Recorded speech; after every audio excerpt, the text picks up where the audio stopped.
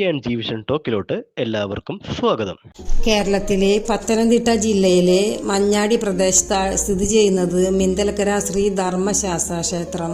ഭക്തരുടെ ആത്മവിശ്വാസത്തിന്റെയും ഭക്തിയുടെയും കേന്ദ്രമായി ഇത് ഏറെ പ്രശസ്തമാണ്.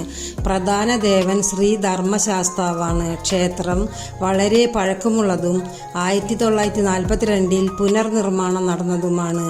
ഇവിടെ പ്രധാന നേർച്ച നീരാഞ്ജനമാണെന്ന് മഹാഭാരത ചരിത്ര താളുകളിലൂടെ ഐതിഹ്യ പെരുമ നേടിയ സ്ഥലമാണ് മിന്തലക്കര എന്ന ഗ്രാമം. തിരുവല്ല ശബരിമല സംസ്ഥാന പാതയിലാണ് മിന്തലക്കര ശ്രീ ധർമ്മശാസ്ത്ര ക്ഷേത്രം സ്ഥിതി ചെയ്യുന്നത്. കിഴക്ക് ദർശനമായിട്ടാണ് ശ്രീ ധർമ്മശാസ്താവ് അനുഗ്രഹം ചൊരിയുന്നത്. ഏകദേശം 80 വർഷത്തിനധികം പഴക്കമുണ്ട് ഈ ക്ഷേത്രത്തിന്. ബ്രാഹ്മണ കുടുംബത്തിന്റെ ക്ഷേത്രമായിട്ടാണ് ഇത് നിലനിന്നിരുന്നത്. അവരുടെ തറവാട് നശിക്കുകയും ഏഴാമറ്റൂർ കോവിക്കൽ തറവാട് ഈ ക്ഷേത്രം ഏറ്റെടുക്കുകയും ചെയ്തു.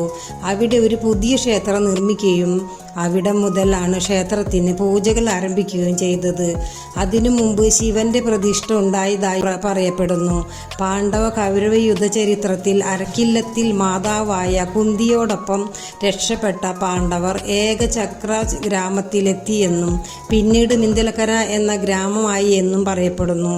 പുലിപ്പാലിനു വേണ്ടി പോകുന്ന അയ്യപ്പസ്വാമി മാതൃഭാവത്തിലുള്ള ഭഗവാൻ ശ്രീ വിഷ്ണുവിനെ ദർശിക്കാൻ എത്തുകയും പിന്നീട് പിതാവായ ശിവനെ ദർശിക്കാൻ തൃക്കവിയൂരിലേക്ക് ഉള്ള യാത്രാമധ്യയിൽ വിശ്രമിക്കാനായി തിരഞ്ഞെടുത്ത സ്ഥലമാണ് മിന്തലക്കര. ഈ പ്രദേശത്തെ ശിവക്ഷേത്രം പത്തില്ലാതെ പോറ്റിമാരുടെ ഉടമസ്ഥതയിലാണ് ഉള്ളത്. ഈ ശിവക്ഷേത്ര സന്നിധിയിൽ അയ്യപ്പന്റെ സാന്നിധ്യം ഉണ്ടായതായും പറയപ്പെടുന്നു. അങ്ങനെയാണ് അയ്യപ്പന്റെ ചൈതന്യം വന്നതായും വിശ്വാസികൾ പറയുന്നത്. വാർഷിക മഹോത്സവം ഇവിടെ ഭക്തജനങ്ങളുടെ വലിയൊരു ആഘോഷമാണ്.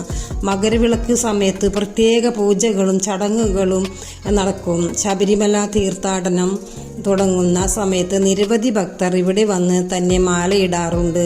കുടുംബസൗഖ്യം, തൊഴിൽ വിജയം, ആരോഗ്യം എന്നിവയ്ക്കായി അനവധി ആളുകൾ ഇവിടെ വന്ന് സ്വാമിയെ പ്രാർത്ഥിക്കുന്നു. ഭക്തരുടെ വിശ്വാസപ്രകാരം ഇവിടെ എത്തുന്നവർക്ക് ധർമ്മശാസ്താവിന്റെ അനുഗ്രഹം ഉറപ്പാണ്. ആത്മീയ ശാന്തിയും ഭക്തിസാന്ദ്രതയും ഒരുമിച്ചെത്തുന്ന ഇടമാണ് മിന്തലക്കര ശ്രീ ധർമ്മശാസ്ത്ര ക്ഷേത്രം. നിങ്ങൾക്കും ഒരിക്കൽ ഇവിടെ എത്തി സ്വാമിയെ ദർശിച്ച് അനുഗ്രഹം പ്രാപിക്കാം. വീഡിയോ ഇഷ്ടപ്പെട്ടെങ്കിൽ ലൈക്ക് ചെയ്യാനും സബ്സ്ക്രൈബ് ചെയ്യാനും മറക്കല്ലേ.